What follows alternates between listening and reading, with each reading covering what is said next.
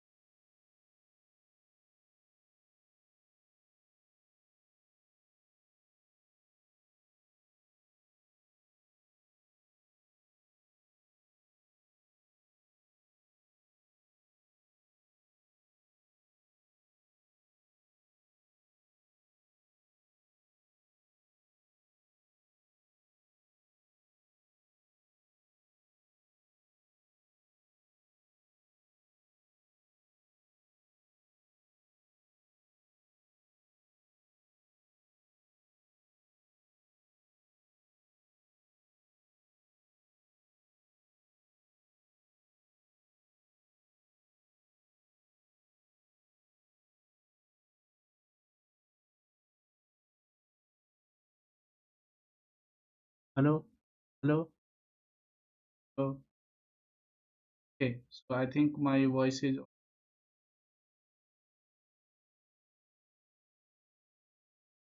okay. Hello everyone. So I think my voice is audible to you all. Uh, I'm connected with an external speaker, so I hope every my voice is clear to you all. And if anything happens, please inform me so I can connect my headphones if the is not audible or not clear. Okay, ठीक है, सही. Okay.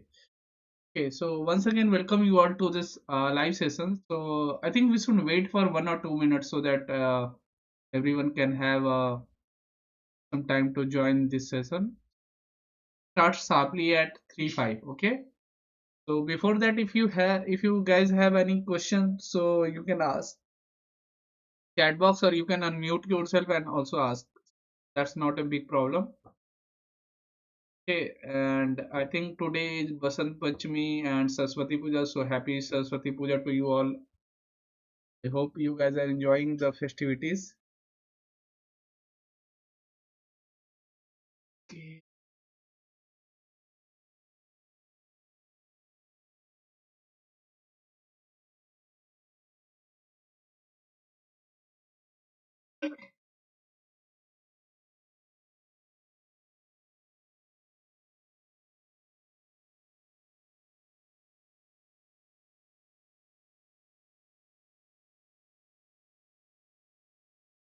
Oh, no problem. It's already 3:05. So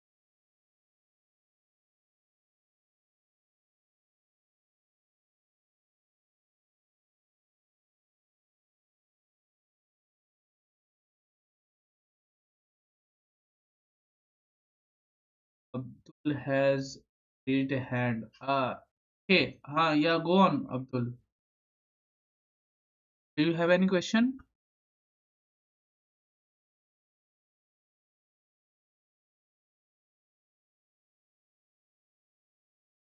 Am I well? Yeah, go on. When will? Just in 1 minute. We are starting actually. We were waiting for some other people to join. So it is already so many people have joined. We can start now. Okay. Okay.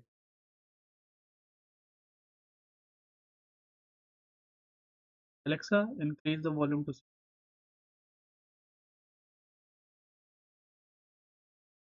Hello.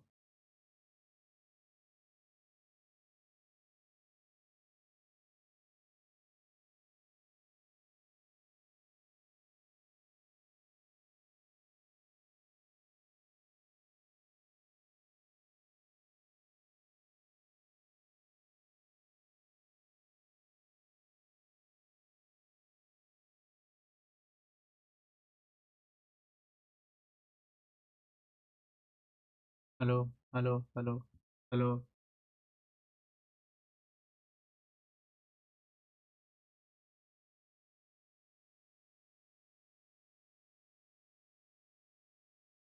Uh, okay, I think your camera is on. Do you want to ask anything?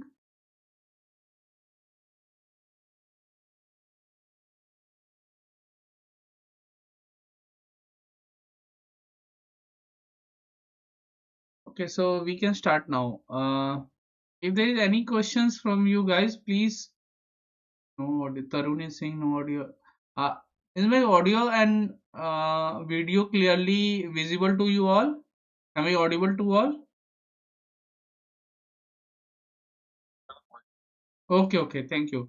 So I was unmute Tarun. That's why you were not able to hear my audio. So don't worry if anytime during the lecture you feel that my audio is not audible or something is wrong with my mic or something. So please inform me. Okay.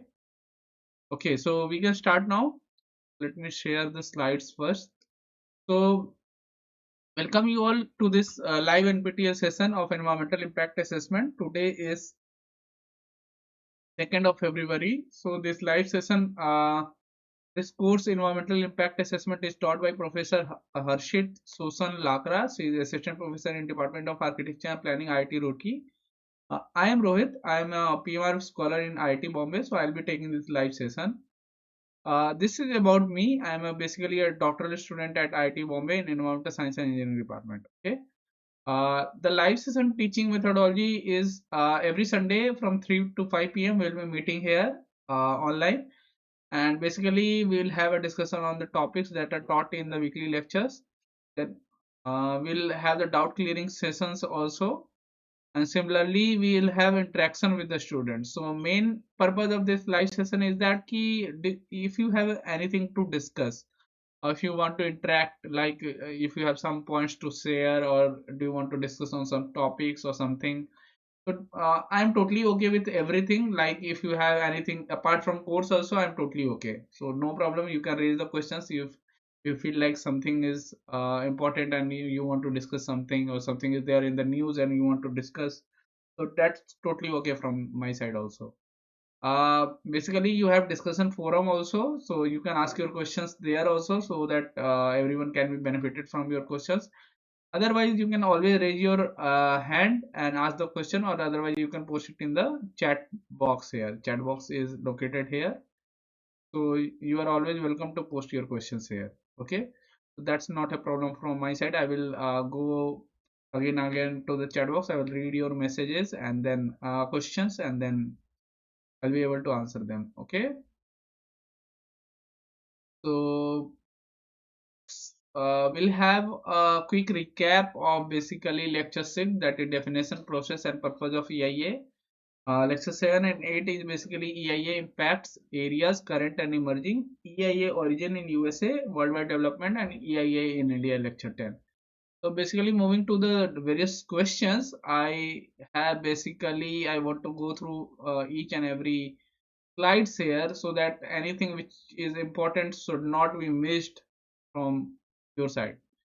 So basically there are something called drivers and pressures that are very relevant to the environment. It is not only relevant to the here the picture shows for the marine environment, but even if you consider the ecosystem or environmental environment surrounding you, everything has a drivers or pressures. Okay, so basically drivers are something which drives the environment, like something which uh, like you can say like food is kind of one thing which we obtain, or something, recreation, tourism, everything is there. Okay, now if you see the economic development process in environmental context, so this is basically adapted from Balding 1966. So you have a economy like Indian economy, then you have inputs like in the form of services, manufacturing, raw materials, then output. What can be output if you consider the economic scenario of India? Then output can be in terms of gross national product, that is GNP. Why gross national product? Output is written here in gross national product because output can be many things like materials, services, so tangible, intangible things.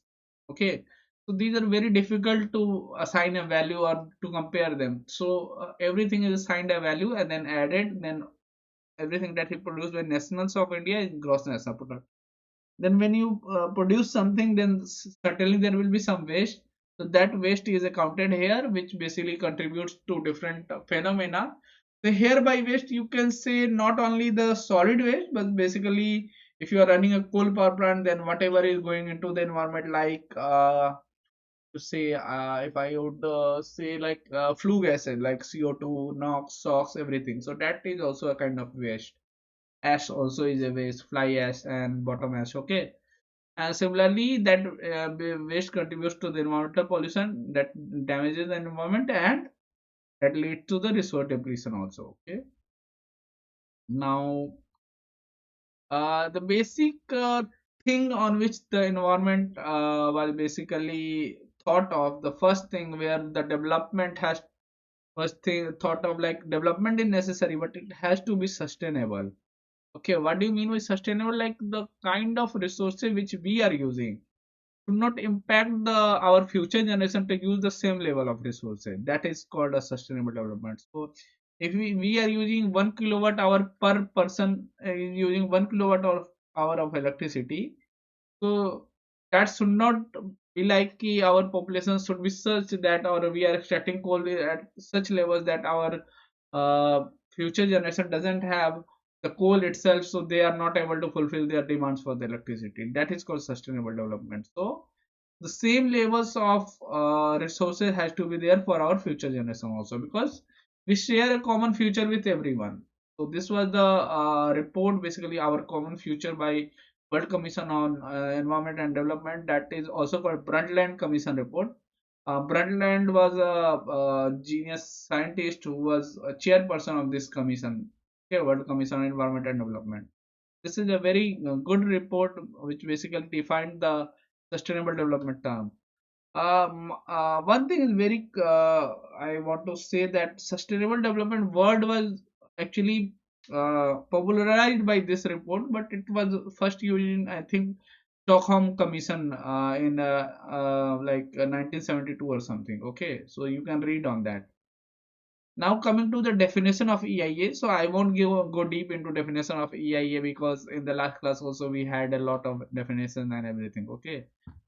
Basically, in terms of United Nations Economic Commission for Europe, it assessment of the impacts of a plant activity on the environment. Not going into definition. Now, what consists of a EIA? So the first thing is project screening. Then so you can take notes of these things also. Okay, this is a very important slide. So project screening. What does project screening means actually? So it basically means ki,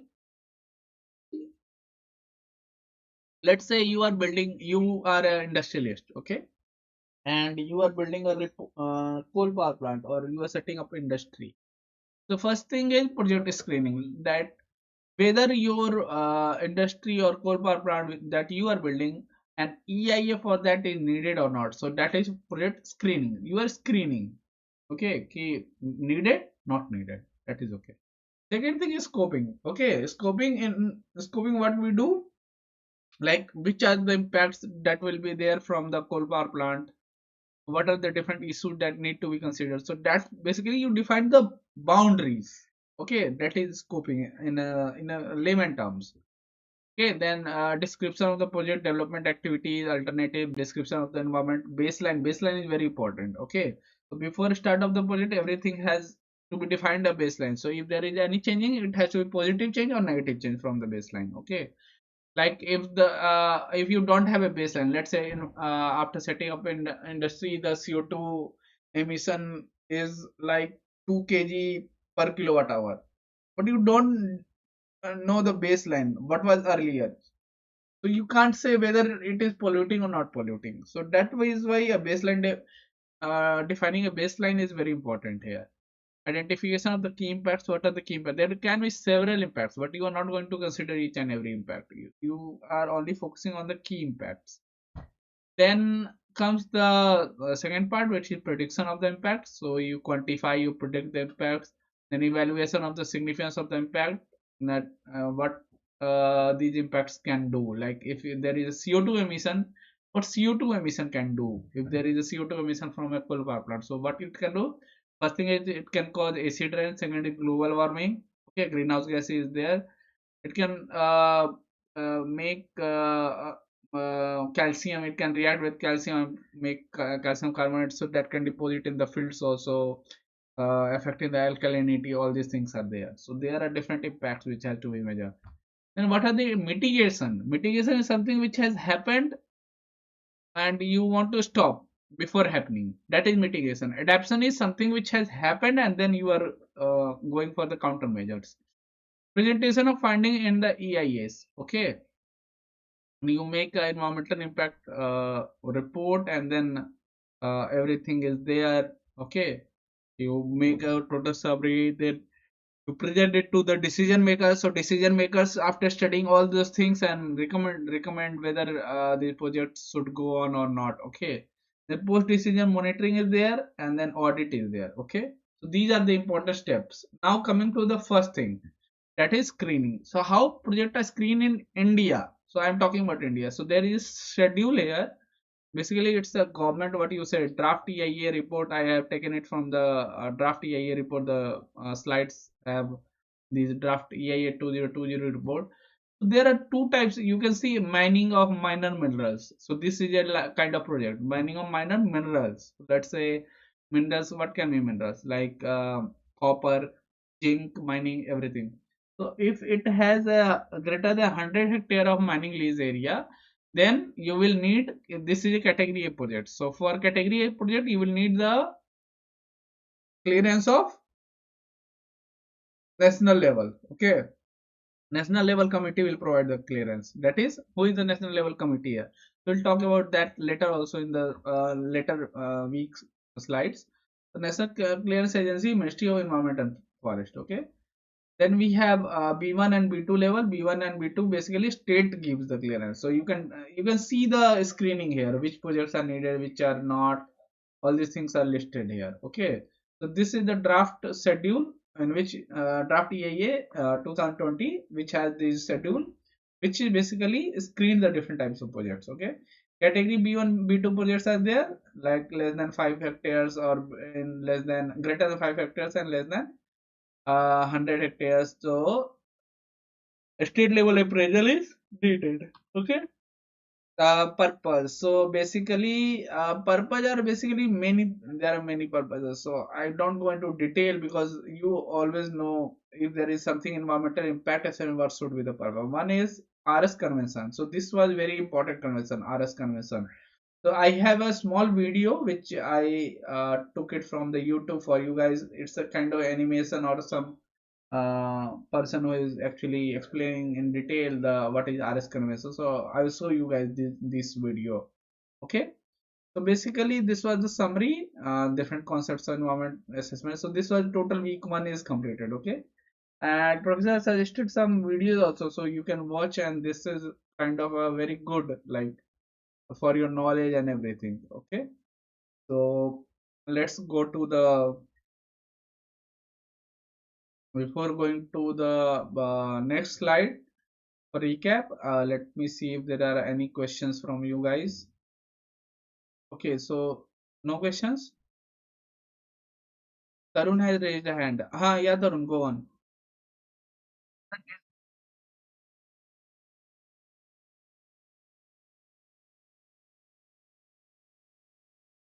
Okay, so what I am saying that there, yeah, okay. So that's a good question, that software, is there any software are there or not? So yeah, kind of, there are different softwares are there, but it doesn't mean that it gives you a total everything towards the EIA. It gives you everything. So like if you want to quantify the impacts, okay. So there are different software like Gabby is there, Sima Pro is there, which can help you in quantifying the impacts. Okay. There are different, OpenLCA is also done. So there are a lot of softwares, but basically those quantify the impacts, and then after impacts you need to write the report itself. Then there are like public participation also in the EIAs. Then if there are, you will depend on software, how will the public participation happen. So something has to be done on the ground itself. Report has to be prepared by you. A consultant who is expert in EIA prepares the report, and then it's submit to the decision makers. Okay, so software for single portion softwares are there. Yeah. But for the whole thing, you need a EIA export. Not every expert, not everything can be done by the software. Uh, Anything else? Any other questions? Okay. So let's say I will say, let me say that if there are no question from your side, so let me ask one question from my side. Like, what do you feel that what is lacking in Indian EIA, in Indian context? What is lacking? EIA, everything is there. Public awareness is there. Okay, so do you think public awareness is needed in some big projects? Is it public awareness, or is it how can you say a public? Can you explain?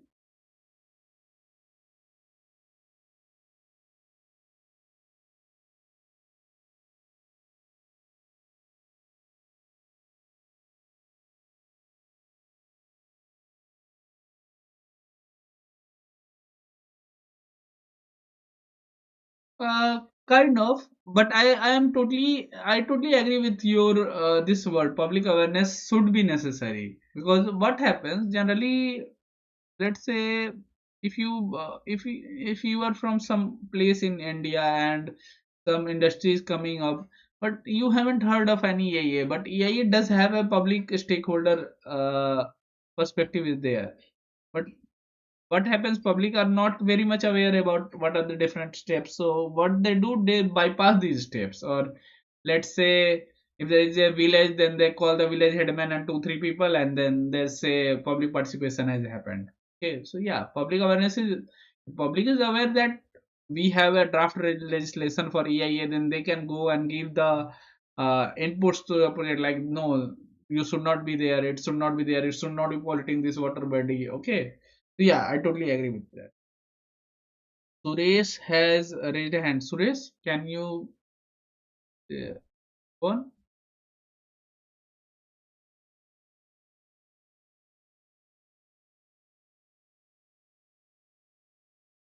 Clearance from government. Agree. Agree. Totally agree, because I think what happens that if you take the EIA, it's totally a big thing. It's not something which can be like Tarun was asking about. Is there any software or something which can do? So people are like, if there will be software. We'll put the we need the coal power plant. This is the coal power plant. Give us the EIA report. So yeah, this cannot be done in the case of EIA, because every EIA is unique for every project, because impacts are unique, places are unique. If anything it changes, there will be some unique impacts. Like, let's say, I will give you an example. Like, let's say you are building a coal power plant near a river body. Okay, a river is flowing nearby, or you are building a coal power plant in agricultural land, so both will have a different impact. Okay, there the pollution of river body will also have to be considered. Here the pollution to the soil will have to be considered. So yeah, Suresh, yeah, go on, Suresh.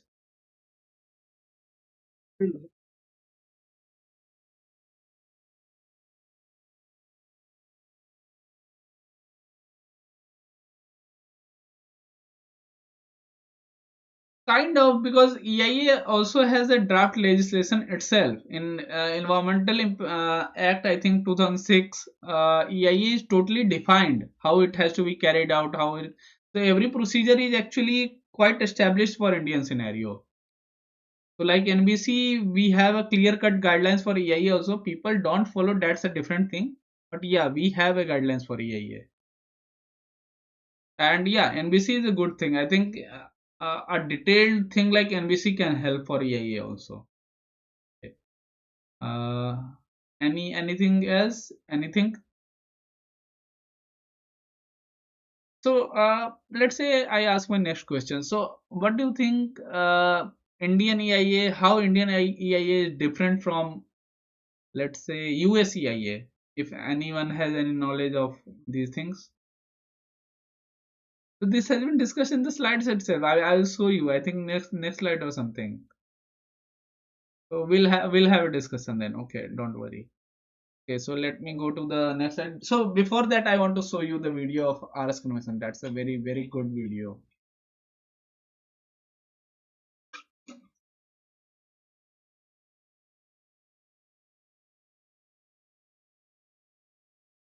So with the video, I think we'll solve the different questions also, like as the slides complete. To find the current match for the following pairs of drivers at pressure relevant to the marine environment. So marine environment picture was there.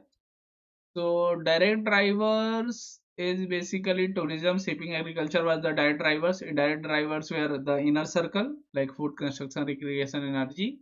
And then principal drivers were population growth, urbanization. So everything, I think all the three are actually correct. So yeah, correct answer is D. And what constitute marine environment? So it can. So this is question for you guys. I think I want answer. This is for you guys. What constitute a marine environment? Is it only fish or water or anything else also? Okay. So okay, I have put a slide also here. Like marine ecosystem are basically aquatic ecosystem with high levels of dissolved salt. These include open oceans, deep sea, coastal marine ecosystem, each of which has different physical and biological characteristics. So this is a video of marine ecosystem also. We'll see that also. So before that, corals are very important for marine ecosystem. So because it gives a lot of things. Medicines are actually now been derived from these corals. So fishes, animals, all these reside in these corals. They provide home and shelter to all those things. Crabs, estuaries, phytoplanktons, everything. Okay, so that whole thing constitutes a marine ecosystem. So let's say if there is a video, so let's have a video. And before that, I will keep the subtitles on, but I will mute the speaker. The main reason is that the whole thing is getting recorded and it will be uploaded on the YouTube also. So copyrights are infringement are there sometimes. So it actually restricts the video uploading. Okay, so if there is anything, you can ask me.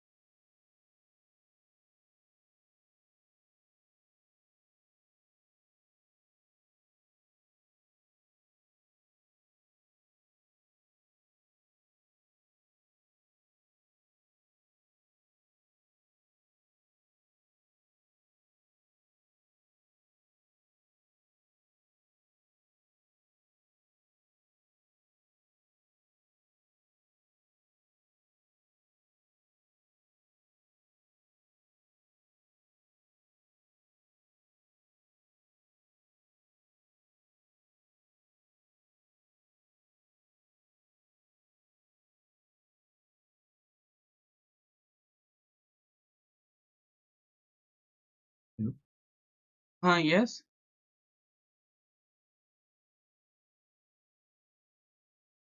Actually, the audio for this is off actually. The main reason is that the audio gets recorded in the whole session is getting recorded and it has to be uploaded on YouTube also. So the audio sometimes uh, copyright issue. So we generally mute the audio and then you have the subtitles. Okay. This okay. So this video is actually about the marine ecosystem. Okay. So this is explaining very beautifully that what constitute of a marine ecosystem and how the things work in the case of marine ecosystem. Okay.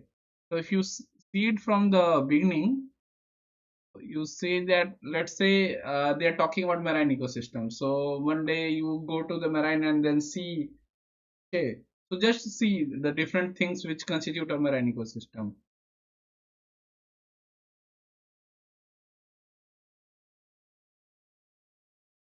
No, you are not solving a problem statement here. The one of the questions in the assignment were very much related to the marine ecosystem and what are the different drivers and pressures which are related to the marine ecosystem. So before that, I kept this video so that you get a good idea about what constitute a marine ecosystem. Okay, is that okay?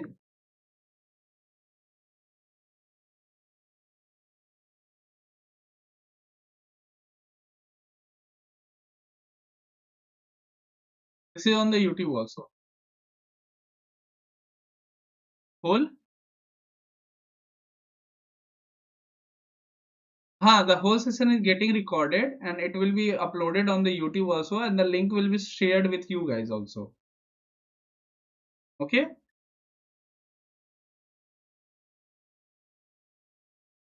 So they are basically saying these oceans and basically what are the different types of creatures like bacteria, everything. So people may not be something which someone who doesn't have a very good background in this thing. So they are not very much sure about is there any bacteria in the marine ecosystem also.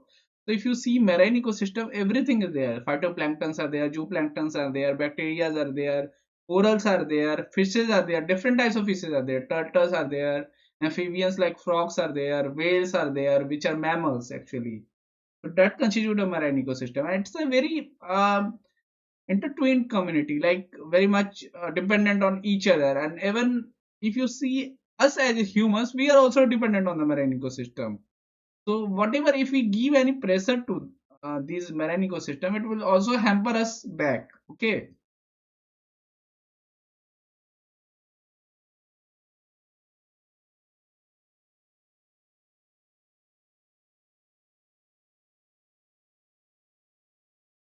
So this you can see if you see a ocean like different zones of ocean. This is kind of a the whole ocean can be divided into three zones. Euphotic zone, that is basically the top layer. Then this top layer, most of the fishes and creatures are there, and the light actually reaches this through the top layer also. So if you see the depth of this top layer, it basically maximum it is 1 kilometer from the surface of the ocean. And sometimes due to the turbidity of water, 800 meters, 700 meters, 900 meters, it can vary also. But up to 1 kilometer, we say as a photic zone. Because light is available, so phytoplanktons, fishes, all those things are there. Then we have second zone, that is dysphotic zone, and then we have the last zone, which will be very dark, no sunlight reaches there. So the creatures residing there in the photic zone are very much different. Like uh, kind of different fishes are there, like you can say different creatures are there which we have not studied actually, but they are also interdependent. And apart from animals, plants are also there in the marine ecosystem.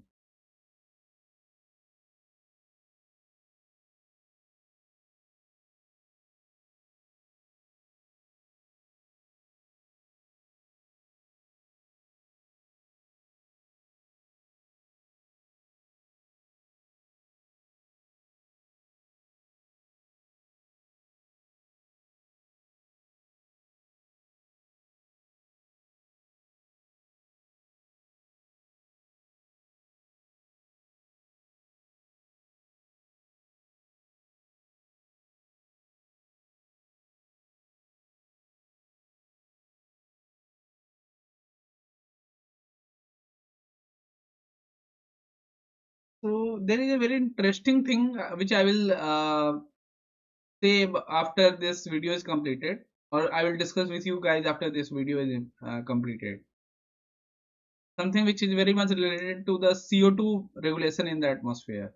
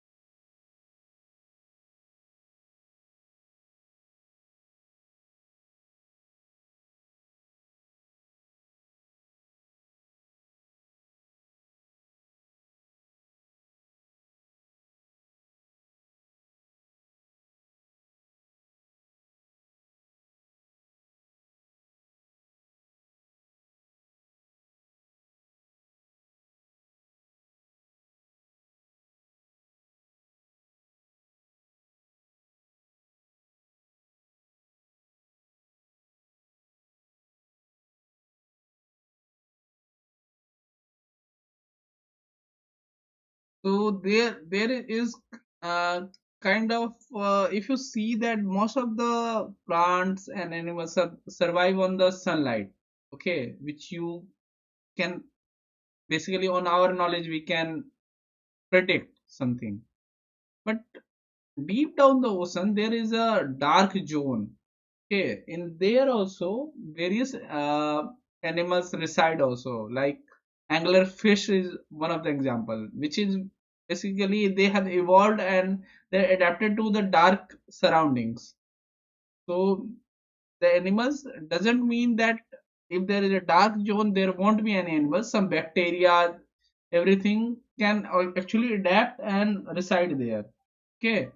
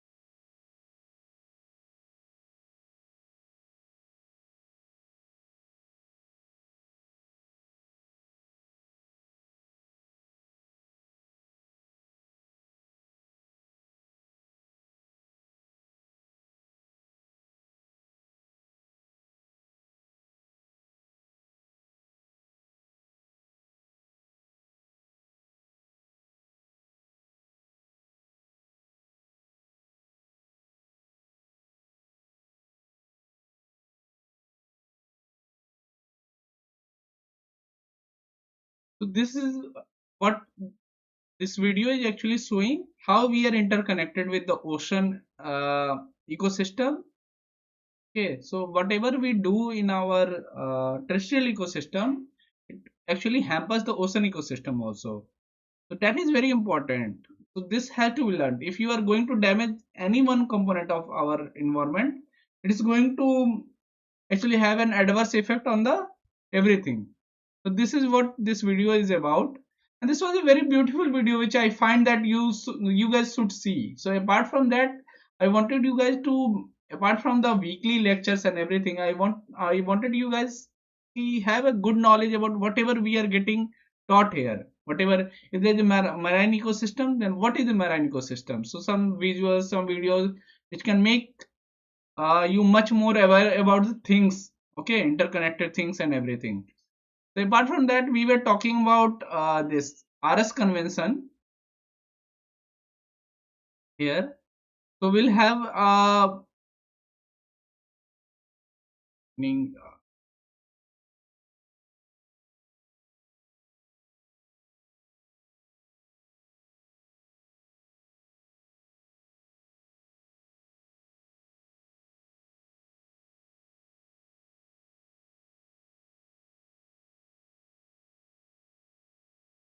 so we were talking about RS convention. So this is kind of a convention which has been implemented, which basically say the participation, like public participation of the different issues, stakeholder involvement. Now, if I say RS convention is there, stakeholder involvement is there, but I wanted to show you guys what are the different components, how this convention actually works. Okay, so that's why I have a good. So let's say first solve this assignment question and then we'll move to the convention video. Okay.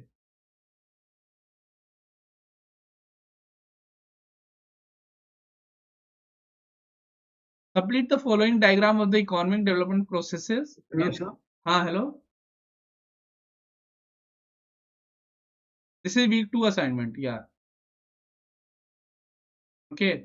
So these assignment questions are not from this week. The current assignment, current run of the assignment. Okay. These are from the previous run of the course. Okay. But clear to everyone? So complete the following.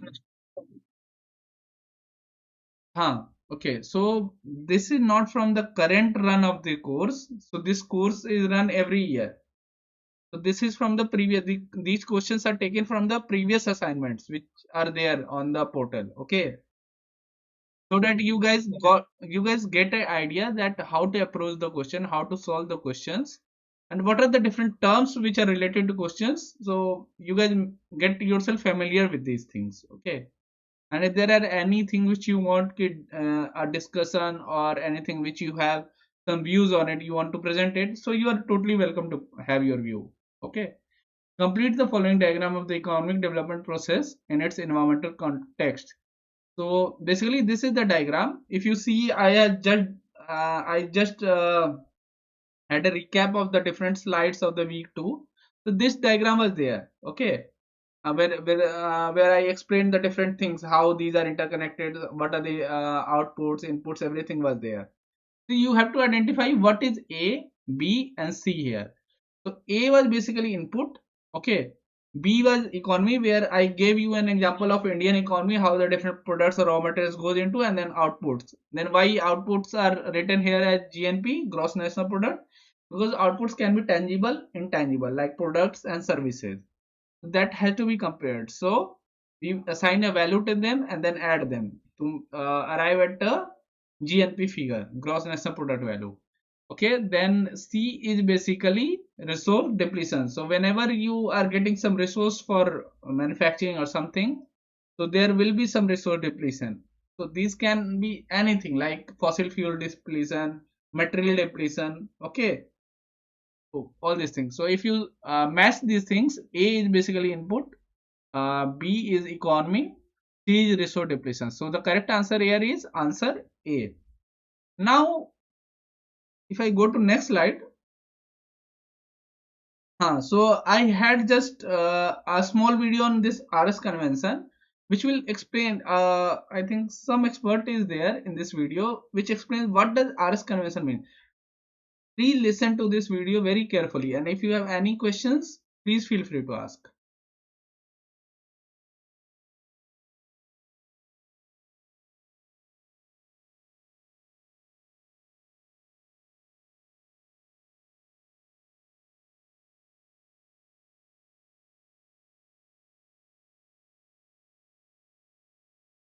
So they have made this video on the 20th anniversary of the RS convention.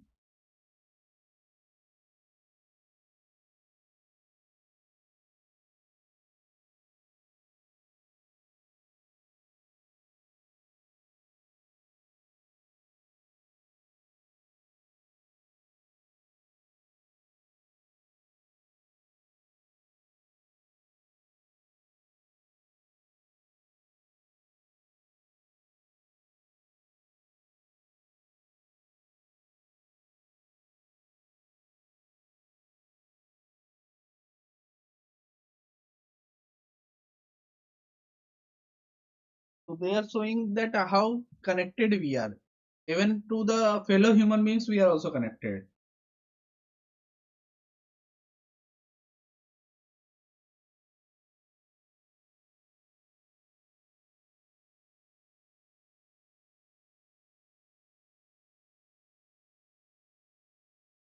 So let's say they are talking about if we are going to disturb anything, it is going to have an effect on the something like Everything is so interconnected. If you are going to pollute something, and it will have some effect on the rains, then crops, then everything. So it is going to ultimately affect the whole surroundings, the whole stakeholders, participators, all those things which are present.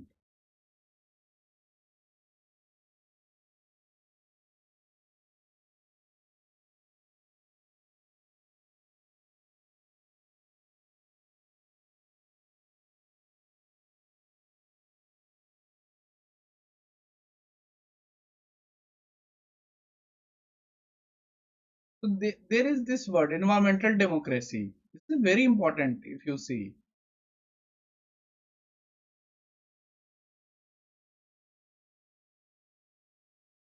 So they are giving right to information, right to participation, right to justice is there.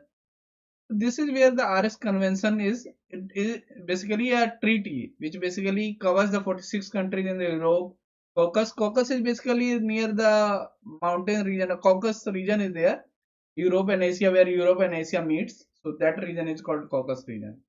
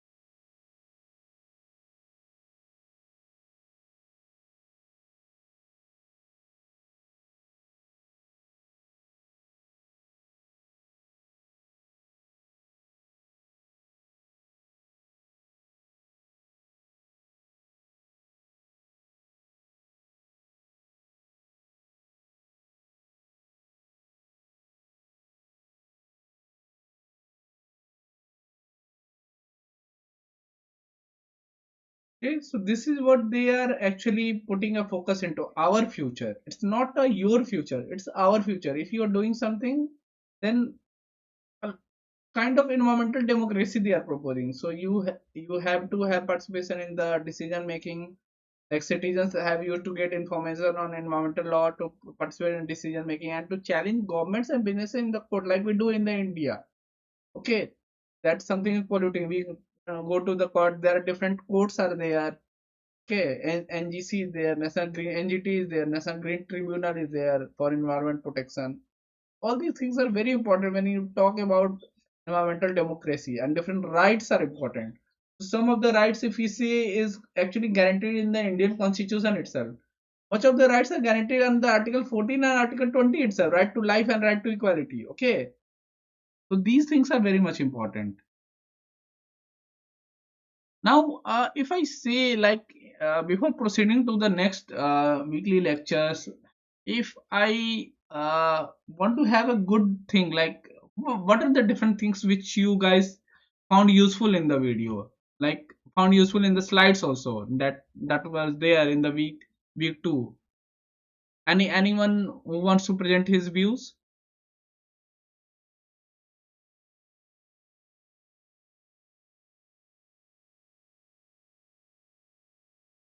No one?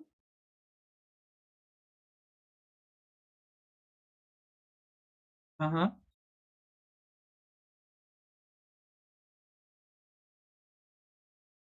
Hmm.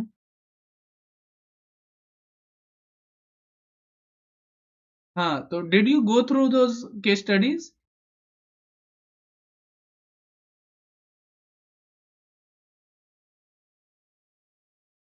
Did you find them useful? So let's say if you want to discuss one case study, like anything which you found useful regarding this environmental participation, any case study which you found useful regarding this.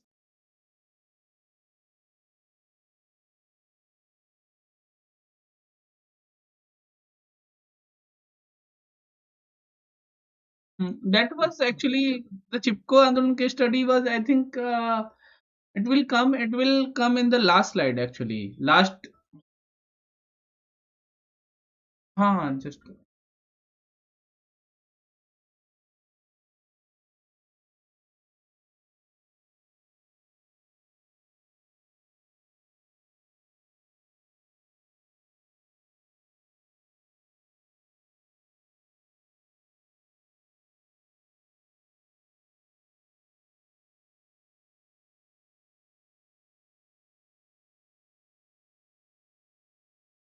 Okay. So that is very beautiful case study which you are referring to, the Chipko Andolan. So Chipko Andolan, when we talk about this Indian EIA and the different things which we'll discuss, why EIA, why India went for EIA, how the whole thing, how the whole process is involved. So in that case, Chipko Andolan, even Chipko Andolan is there, Narmada Bachao Andolan is there, and I think one more study is there. Silent Valley. I think if you are going through the different slides, you will find the Silent Valley protest in Kerala. हाँ हाँ, Karnataka or Kerala? The hydro Shimoga. Are you sure? I think it's in Kerala. No, I am totally okay. Silent Valley, it's a very big valley which is basically covers these two states, Karnataka and Kerala both. But I think the protest, the hydroelectric dam was being built there, and that has actually impact on this whole Silent Valley. That was basically in the Kerala part of the Silent Valley, I think. Okay, so no problem. It's Kerala or Karnataka overall, both are in India. Okay, so it's basically impacting the people. Okay, so that's not a big problem. So what I am thinking that whenever you have all these things in the slides, you have all those things. I want you guys to learn something more from the slides. Apart from slides, look for videos. Different animation videos are there. People are more connected to the, when you say see something in video, you are more likely to remember these things. So always like whatever he suggested as Silent Valley Protest or Chipko Andolan, see the videos, how, why they went for Chipko Andolan, what are the different points there. You will get good idea about all these things. Okay, so no problem. Then okay, anything else you want to ask from these videos or something which you didn't understood or something, or from the slides up to the lecture one, and anyone has any question? Okay, so no problem. No, okay. So please feel free to ask any questions if you have anything. And are you guys comfortable with the videos? Are you guys liking the videos which I am putting, or else should I skip the videos?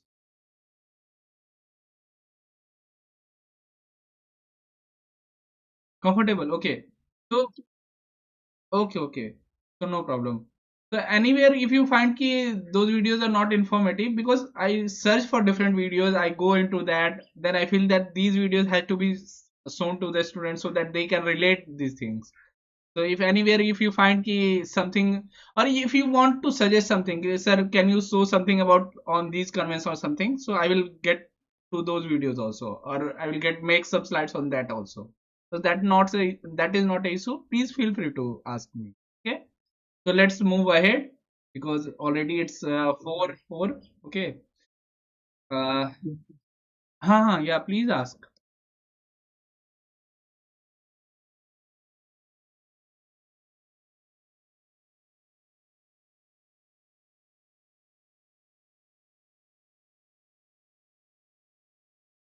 Exactly.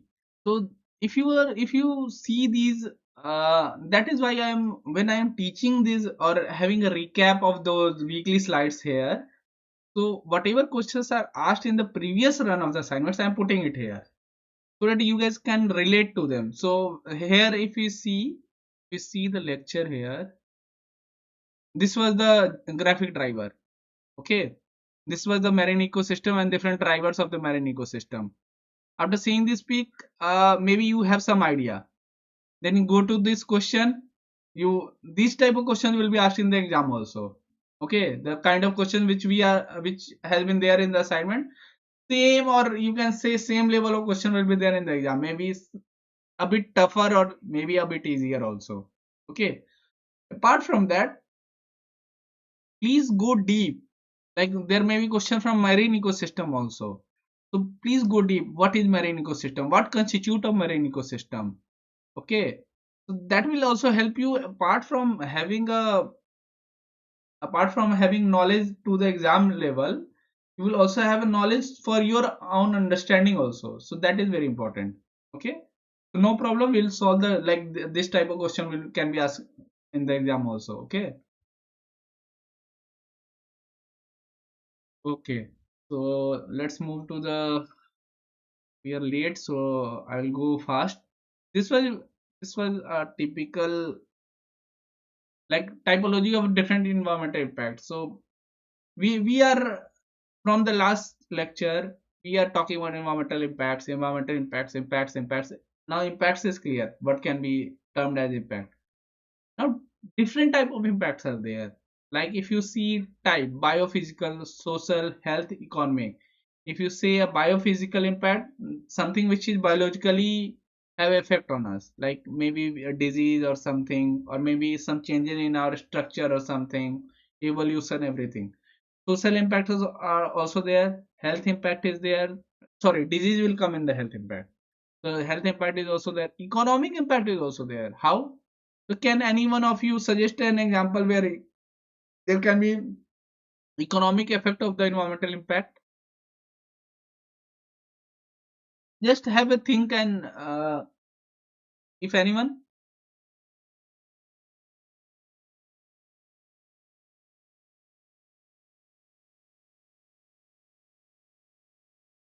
so I'll give you an example. Let's say in Uttarakhand, it's a very beautiful hill state. Tehri Dam was built.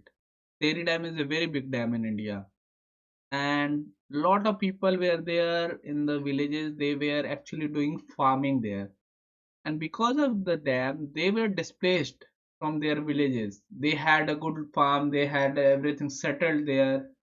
They lost their source of income, they lost their family, they lost their health also, because they will now move to some other, due to construction they will have some asthma or some other health issues also.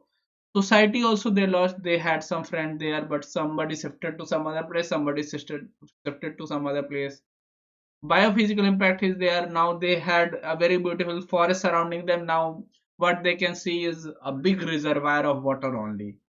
Okay, so these are with a simple example I explained all this type. Okay, now if I see the nature of the impact, so nature of the environmental impact can be direct or indirect, cumulative. So we'll discuss on this also. I think we have, like if you see the nature of impacts, direct impact can be, if we build a coal power plant, what can be direct impact?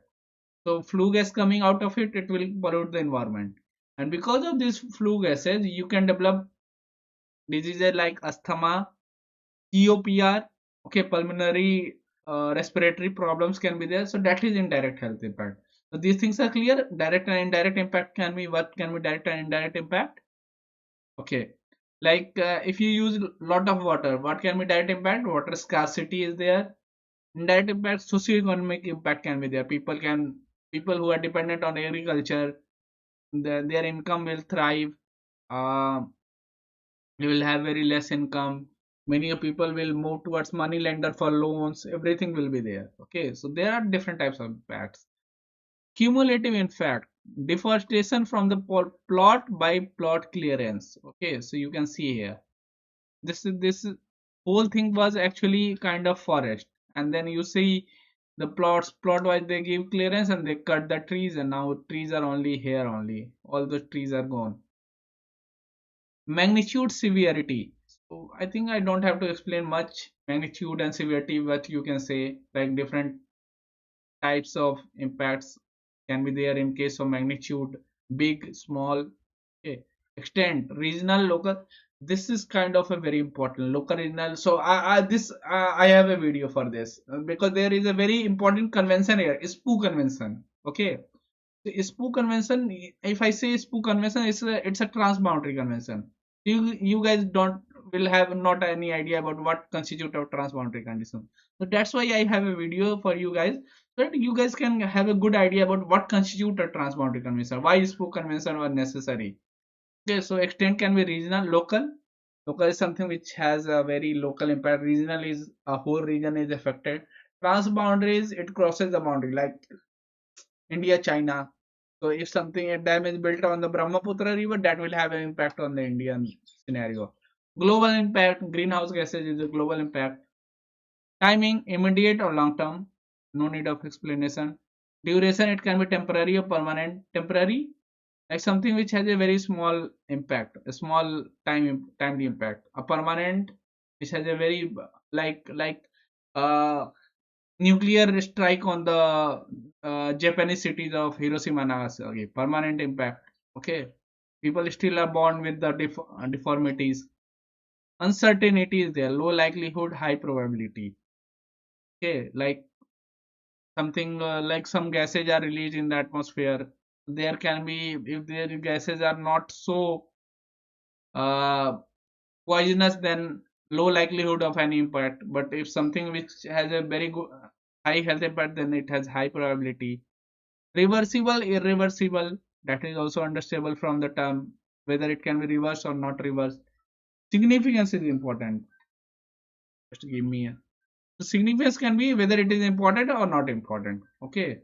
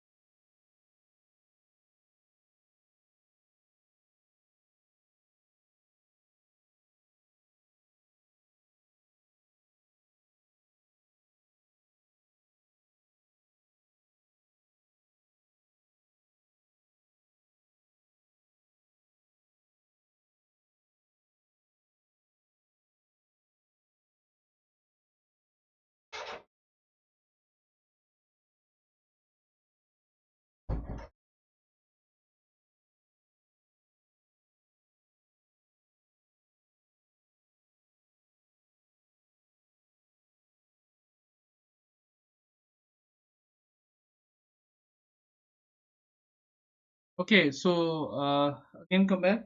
So did you guys find anything interesting in the slides?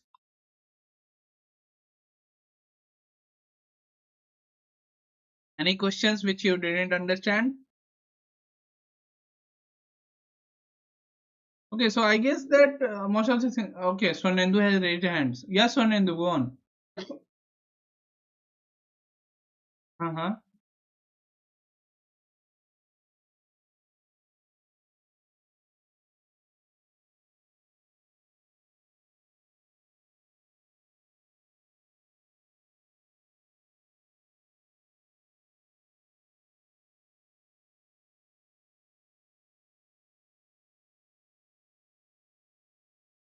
So, are you going to do EIA? Are you currently doing any EIA, or you are just studying this EIA course?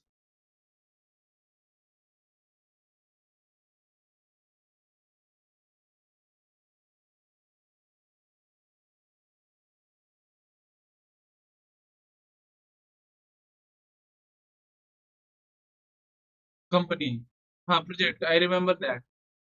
Okay, so Nandu, what happened that there are different impact factor. Impact factors are there published by different agency. Like if you are going for transport, like road infrastructure EIA, roads EIA.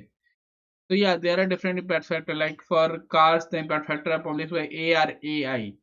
Okay, Automotive Research Institute of India, something like that. It is situated in Pune.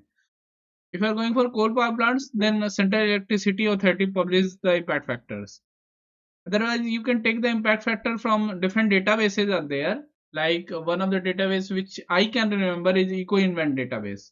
So from there you can most of the impacts are there. Impact factors are there. You can take it from there also. But that is for life cycle assessment. So it will always have a big impact. You can take it from there for your reference.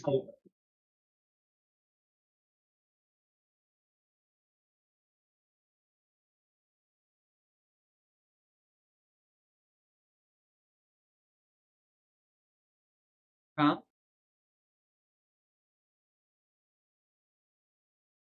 Important. Huh? Yes. Mm-hmm.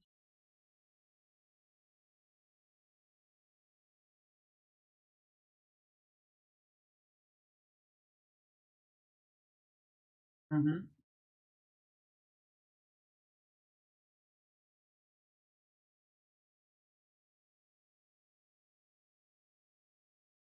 Mm-hmm. Huh?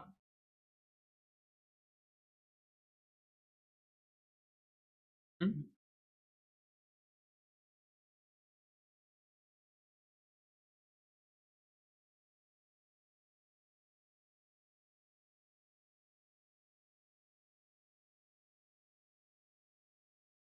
Huh?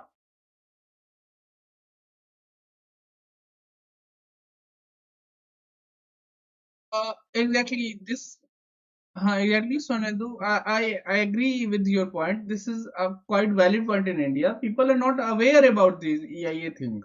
Okay, the EIA things are mostly kind of decision making, like something related to PWD and the consultant. All these things are intertwined, and then EIA reports are prepared in haste also sometimes. I totally agree with that. But that doesn't mean we should not know the different procedure which are involved with the EIA. Okay. So yeah, if let's say most of the reports which I see in current context, I am totally aware of this. They are copy pasted reports. So let's say you if you have a uh-huh,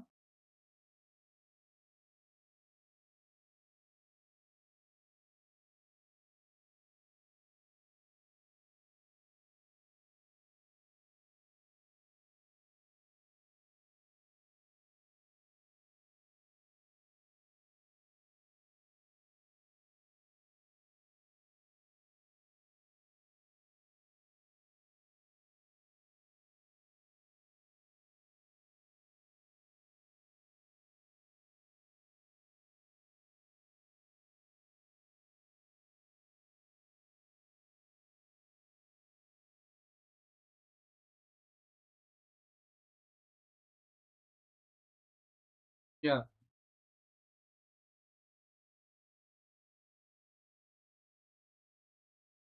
Actually, if you ask, yeah. So and actually, if you ask my view on that, if you ask my view on that, I got your point actually. It's a kind of matter of debate, or you say a kind of discussion, which the points you are raising, a kind of discussion, a political or something, social discussion, like people are not aware, AI reports or something like this and that. But I think these things are actually out of the scope of this class. We can discuss on that, but out of scope of this class. The main thing is that we need good EIA, we need good engineers, we need good architects, we need good consultants, analysts, which can do a good EIA.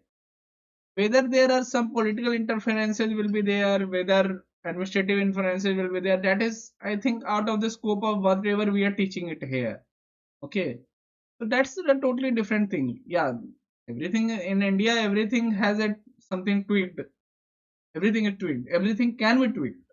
Also, that's the point that will always be there. But also, India is a kind of a young democracy. Things are getting standardized now. Let's say 50 years earlier, if you like in 1970s or 80s, if you are going to do EIA, people would have laughed. EIA, what is that? A project is there, techno-economic assessment is there, clearance. In 90s, people would have understood, okay, we will do EIA, but we will not consider it. In 2000, people are now, okay, you have to do EIA. In 2020, people are like, okay, EIA should be there, but it should be done by my way. But after 1 or 2 decades, the proper procedure will be established. Then people have to do EIA. EIA analyst will be there. Everything will be there. So I think the process will become more stringent. More checks will be there on the quality of the EIA reports. Because nowadays NGT, National Green Tribunals, they are taking it very seriously. Even the High Courts and Supreme Courts, they are, when they found that EIA report on news and media outlets. Oh, they read that, they take the excerpts and they match it with the different reports and they say there this is a copy report, everything is copied. So people now, things are evolving, and in 1 or 2 decades you will see certainly see a difference. Okay, Suresh has raised a hand. Let uh, let us hear what he has to say.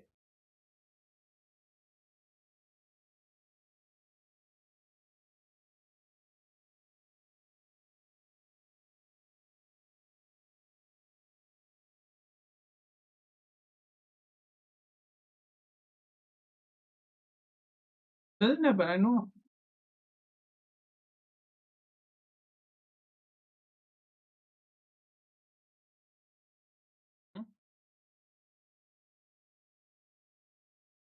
Hmm?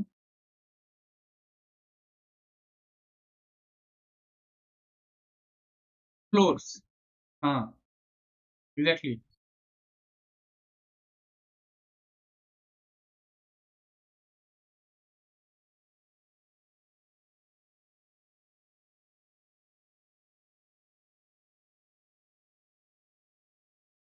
Okay.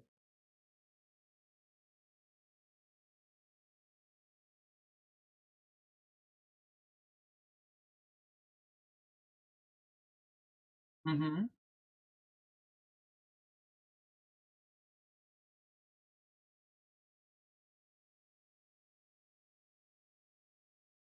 They do.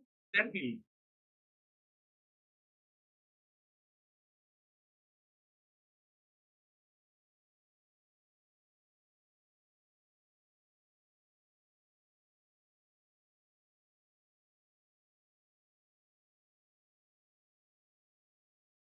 Exactly.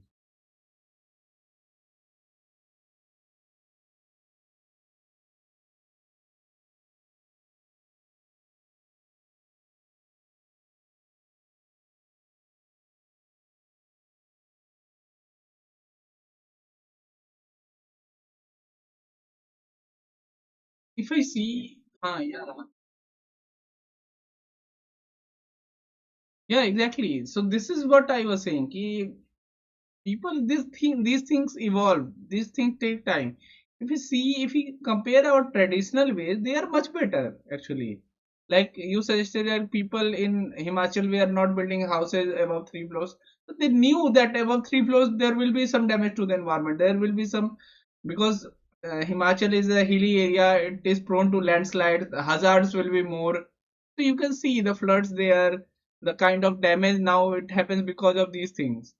But now you are saying that bylaws are there, so these bylaws evolve with time. Okay, like something people protest, then reports are there, the scientific community also comes in, technical community also comes in.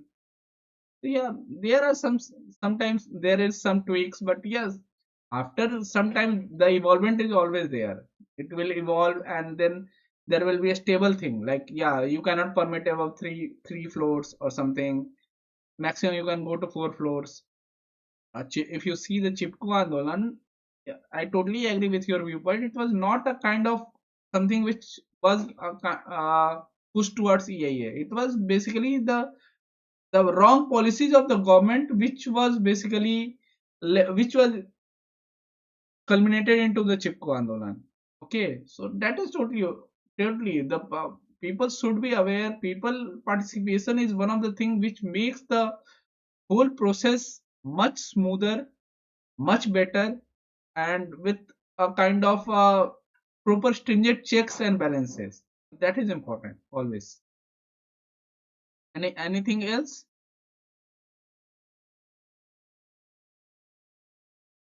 Okay, okay. So I think then we can move to the next slide. Next week lectures. So, different impact area. I think this we can discuss. The biophysical impact. So biophysical environment is something which has a kind of physical is something, soil, land, everything, geology, all these things are visible. Bio is biological, something which is related to life forms like flora, fauna, biodiversity, all these things. So the intertwined condition of these biophysical things are also impacted by the uh, different environmental impacts. So all these things have to be considered. I won't go into much detail because in air, if you know, particulate matter, COT is not listed here, but COT is one of the things which is also polluting the air. Soil availability, quality, assessment of the impacts on soil. So how can soil impacts like soil contamination, erosion, compaction, sealing, all these things are there. This flora, fauna, everything you can see. Uh, Kanpur National Park eco sensitive zone. So eco-sensitive zone, I think I will left it to you guys before explaining, because it will have a good 5 to 10 minutes of discussion on eco-sensitive zone. But yeah, Sultanpur National Park in Rajasthan, Bharatpur is their eco-sensitive zone. The government has notified an area to be eco-sensitive. Why? Because the ecosystem has to be preserved for the whole flora and fauna things to coexist.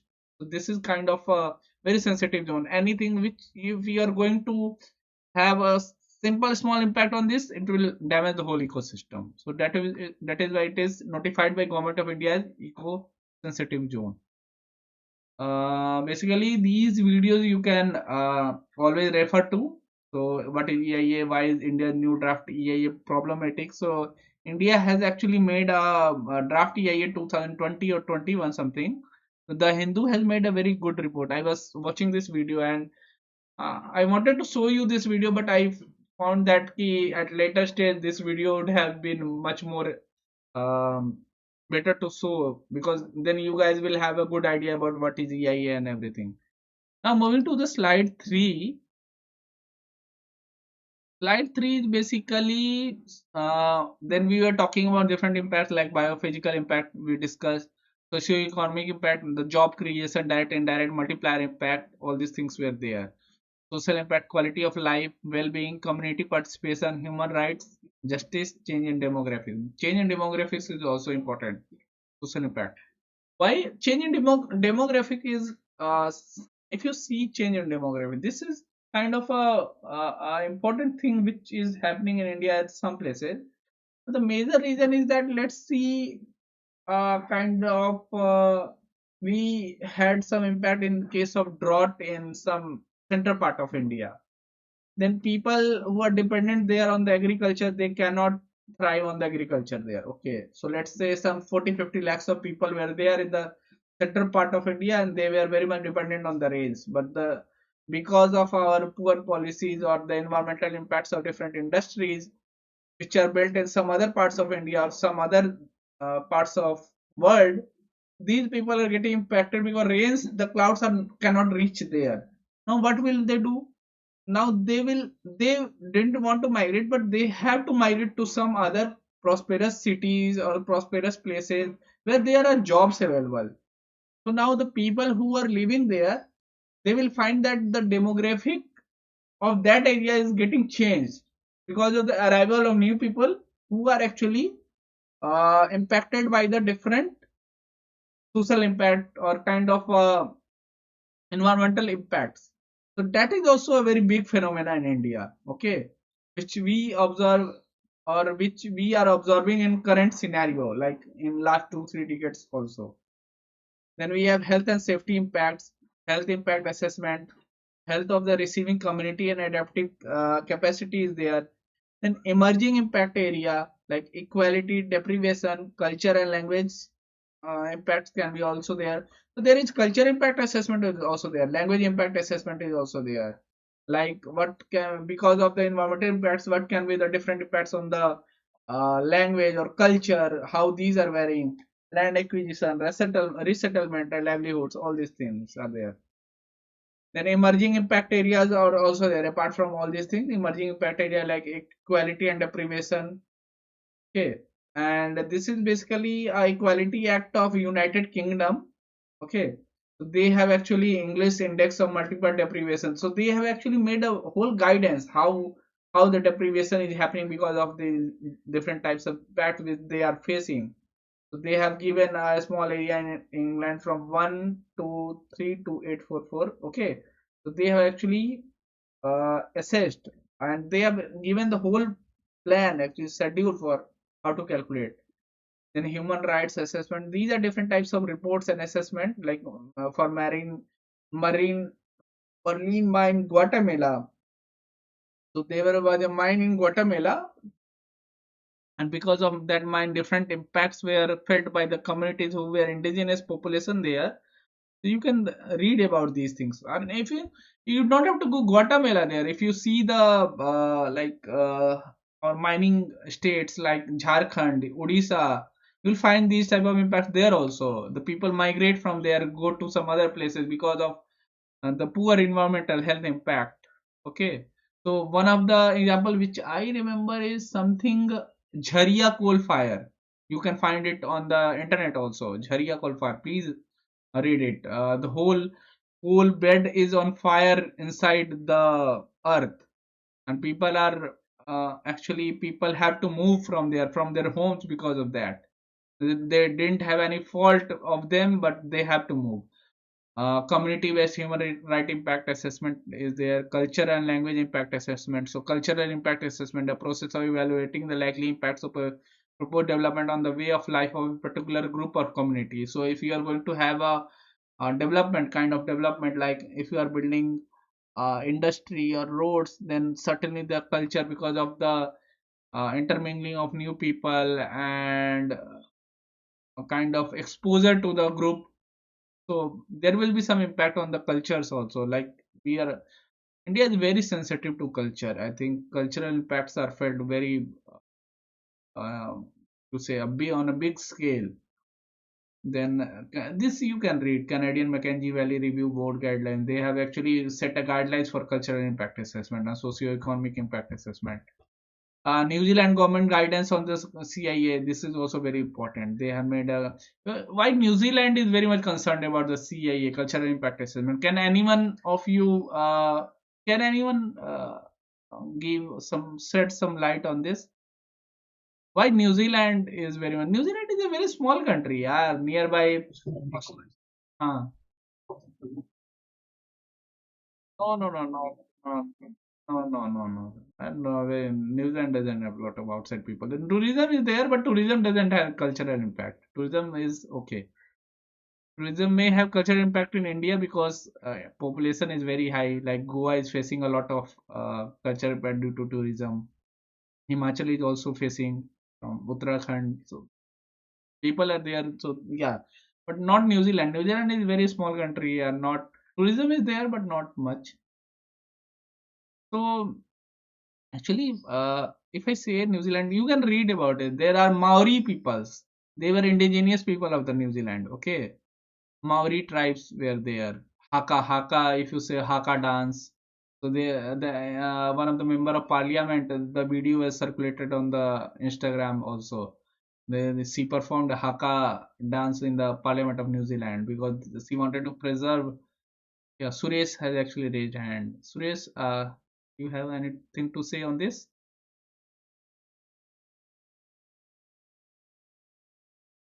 Uh-huh.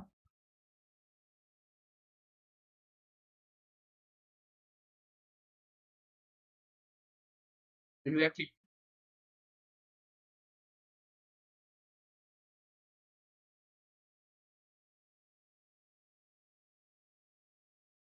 Britain. Exactly.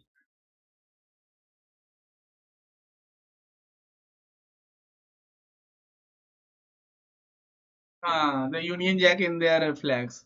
Actually, they are part of Commonwealth countries, na. So the Commonwealth countries all have Union Jack in their flag. Ah,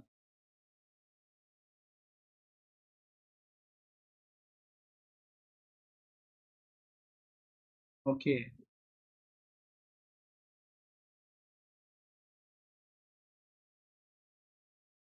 Mm-hmm.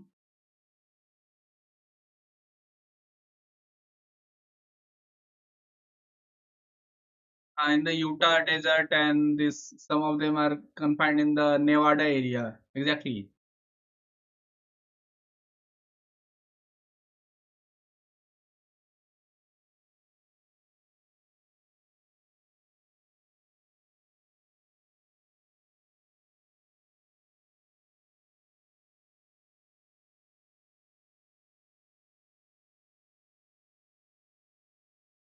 Exactly.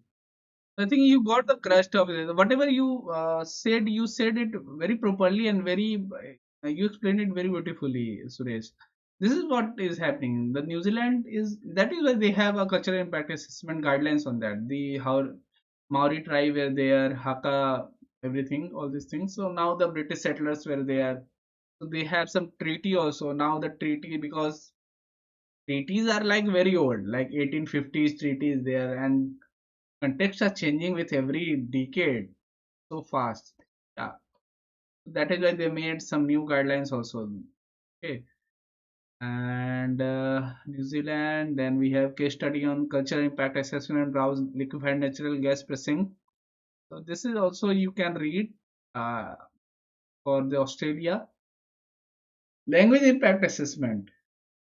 This I will leave. Okay, because simple thing involves the systematic criteria based assessment of development of project on the language and community influx of communities there, some other people are there. So actually what happens in this case, the language, like some of the people think that language then go to extinction or something. It doesn't happen that way. Something which I feel that apart from this, a kind of new language emerge which is mixing of the all these two languages. So this like if I see an example from history, so India was mostly a kind of local language, a group of local language where their regional language were spoken, and then Persian influx, like Mughal emperor happened. They were mainly Persian people. They read and write in Persian. They were not Persian people. They were from Afghanistan or something, but they read and write in Persian script, Farsi script, we say. So because of the intermixing of these regional languages, a new language called Urdu and Hindi emerged, which is I don't have much understanding of this history of the emergence, but yeah, which I feel that because of these uh, intermingling, new languages emerge, but doesn't mean that regional languages are wiped out. Regional languages still exist. Okay, so these kind of impacts are can be there. Like one of the impacts happened in the studied in the US also, West Language Impact Assessment. The Angrily say lies in the heart of West speaking areas with 60% of population able to speak the language compared to less than 20% for the West as a whole. So these things are the land acquisition, settlement. These things are, I think, much more understood because of development. The land acquisition is there, and then there are different type of involuntary and voluntary settlement. People are okay with the settlement. They move to some other places, get the government lands and everything. Sometimes they protest also. All these things are there. Then we have act also for this right to fair compensation and transparency in land acquisition, rehabilitation and settlement act 2013. So that is also important. And then what is the application? So let's leave it. Chhattisgarh road connectivity. This is not a climate change is very much important. So I want to discuss these two terms, mitigation and adaptation. So mitigation is something like greenhouse gas is there. You know, CO2 is going to cause greenhouse gas from coal power plant. So before building a coal power plant, you put the pollution control devices in the place. Okay, mitigation measures like planting more trees, everything is there. So that is mitigation measure. Adaptation is something like CO2 has released. Then what do you do for adaptation? Like carbon capture and storage is there. All these things are adaptation measures. Okay, all these things, ecosystem services, which I have discussed in the previous week, also regulating, cultural, supporting, provisioning services. All these things are there. Okay, so wider impact consideration, risk resilience, cumulative, and risk is basically probability of an event of occurrence into consequences. So these are different risks and their impacts and likelihood of the impact is there, like economic, societal, geopolitical and environmental risk is there. Okay, and I think most of the things which you can discuss yourself. Then we move to the EIA. So I think EIA is basically something which we had a good idea why it evolved. So there are different incident, like different books also, like Russell Carlson's Silent Spring were there. So she said that DDT which we are using is basically responsible for the declining population of robin bird. Why the egg which they were laying has a very thin cell because of this DDT. So their eggs were damaged and they were unable to hatch. So the population declining. Then population bomb book was there by Paul Hendrick. He discussed the whatever happens, what are the impacts of overpopulation, mass starvation, all these things. Then we have Cuyahoga River fire. It's in USA. It happened in USA, Ohio. The river became so polluted that it catched fire. River catched fire. So people were like, no, we can't figure. So you can see the date here, 1969. And in 1970, NEPA Act was passed, National Environmental Protection Agency Act. And because of this NEPA Act, Environmental Protection Agency, EPA, very what you say, regulatory and very good agency throughout the world, if you can consider. So there are different bills also, legislative history. I won't go into detail. NEPA became operational on 1st January 1970. So NEPA Act is basically requires federal agency. So it's a basically federal act in USA. So USA has state acts, federal acts. Okay, it's a national act for USA. Assess the environmental effects of the proposed action prior to the decision making. So this is a kind of precursor for the environmental impact assessment. Okay, so all these things are not much uh, required. So these are different acts guidelines in the towards the world global at global level, like Great Water Lakes Quality Agreement. All those things are there. Current status of EIA worldwide. So you can see the current status here. So there can be questions from this also, this slide also in the exam, like which of the countries has EIA or which of the countries, select which of the countries has EIA, all these things. Okay. Factor influencing form of EIA system. So there can be political system, environmental status, international convention, civil rights, culture of public participation, influence of EIA system in each country. So all these things can actually impact the EIA, different frameworks for the EIA. And key role for international organization. So yeah, this is what I was talking about, ISPO convention. Okay, so before I think I should show you the video instead of for environmental impact assessment. These I will share these slides. So you guys know that these slides are videos are shared actually. So when you log into the Swayam tab, so there is problem solving session tab there. So click on that tab and then you will find these slides and videos. So these links are there. You can click on these links and see the video by yourself. The important ones is what I am showing it here. I think NEPA, which I can show here. NEPA is okay. What is NEPA? And then ISPO convention.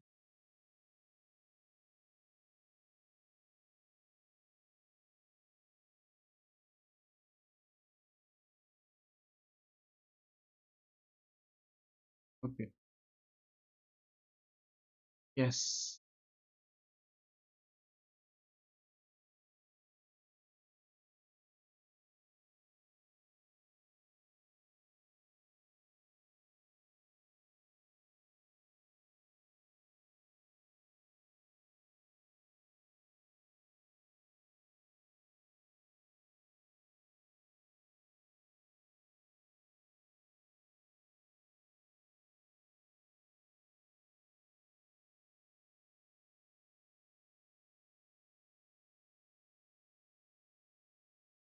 There were different impacts, and basically, US in 1960s had a lot of environmental problems.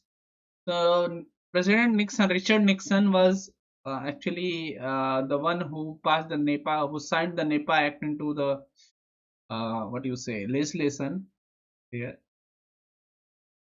And critics were like NEPA can delay the projects, but actually it was actually done to protect the environment.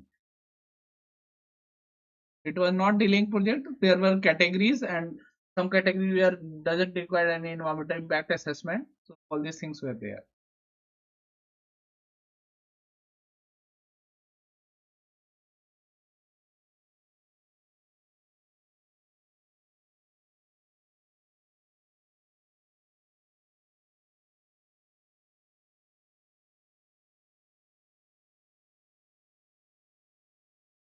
They are saying that not all project has to be done an environmental impact assessment. If there are some typical common examples of like coal power plants, are again you are building a coal power plant, so already you have the impacts.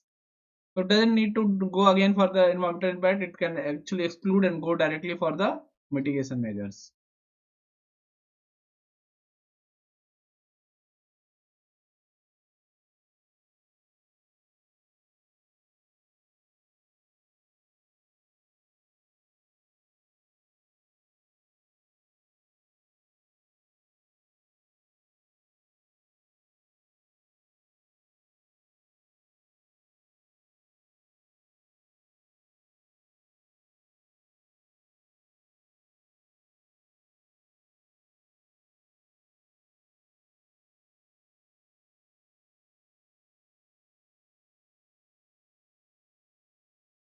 Okay, then most of the things are done.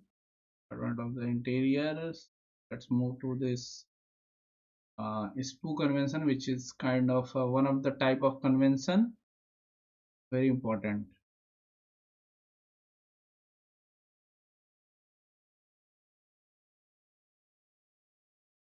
This was.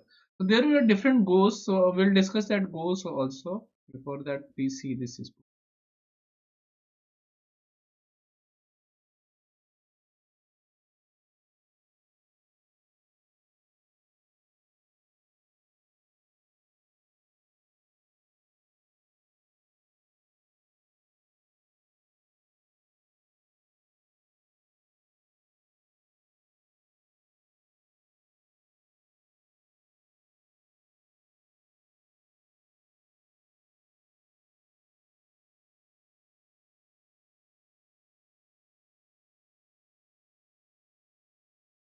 So ISPO convention is basically for the transboundary impacts, something which transboundary है. Let's say China is building a dam but has impacts in India. Okay, one of the kind of you are building a power plant here, but impacts in are felt in Pakistan or something.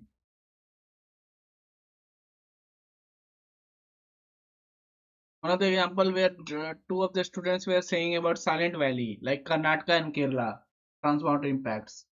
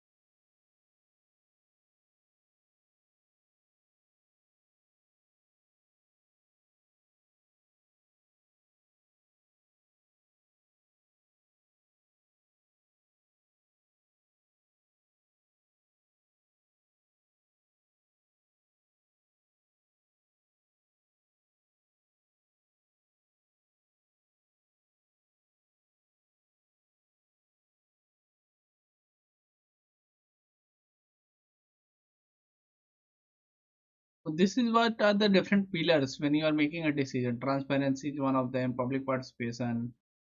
Yeah,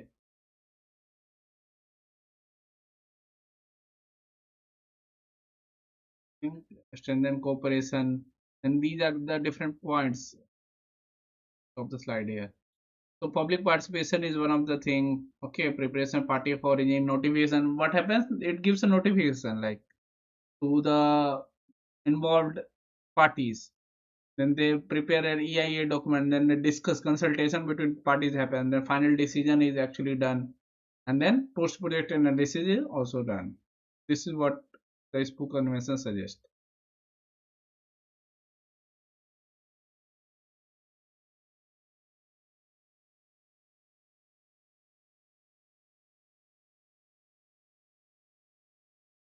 So see these slides. Okay, so they are seeing how the transboundary in how the speak convention actually has in transboundary context. What are the different steps which happens? So they have done the EIA, then they pass on to the another stakeholder. Then they will also study it. Okay.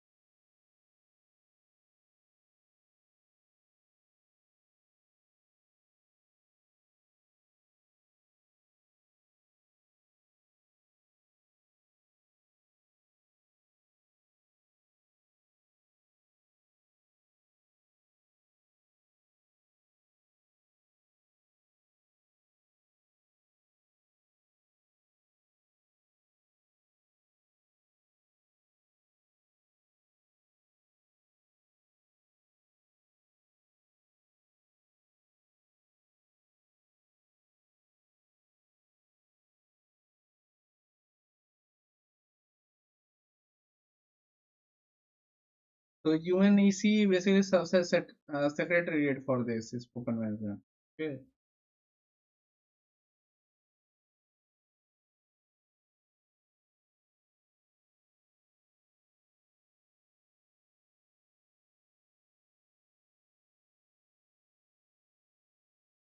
Okay. Think quite clear.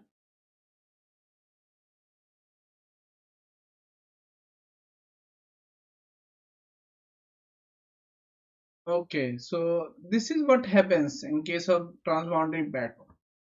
So I think most of the concepts discussed here are clear to you guys, and most of the questions itself are from the slides itself, like these type of questions which you can see in the drivers or something.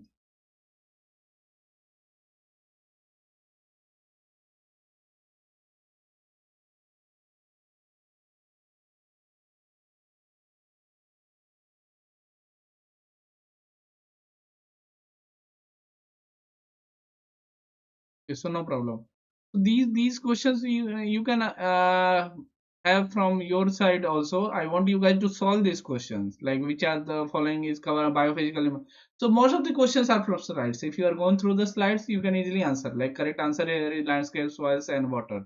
Language is covered under language impact. Okay, or the social impact. Uh, Convention, global stress, ISPO convention, all these things. Okay.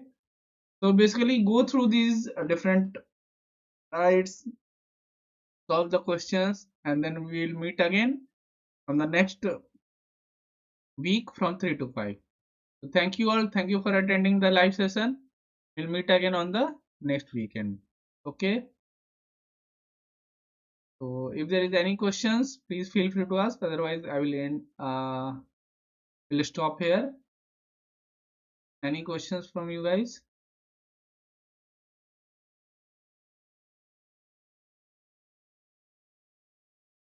Okay. So, thank you, sir. Okay, okay. So no question. Okay. Thank you all. Thank you for attending this session. It was wonderful session. And then please go through the weekly lectures because these weekly lectures are very much important. So it will clear your concepts also about EIA. All the weekly lectures are very difficult to cover because weekly lectures are very long lectures. 1 hour videos is there. It is very difficult to cover each and every weekly lectures in this 2 hour session, interactive session. But some parts will be covered here. I want you guys to go through them. Then you can ask the questions also from me. And some of the points which I find very important, like spook convention is there, one of the thing.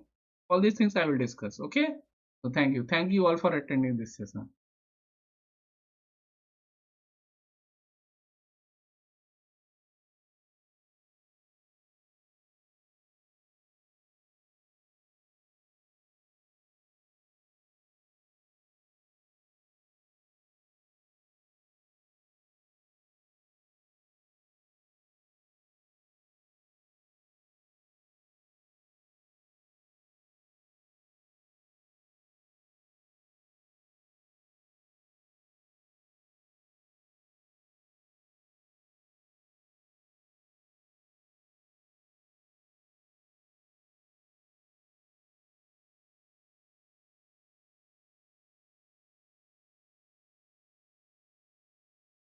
How can I note the get the notes of these classes?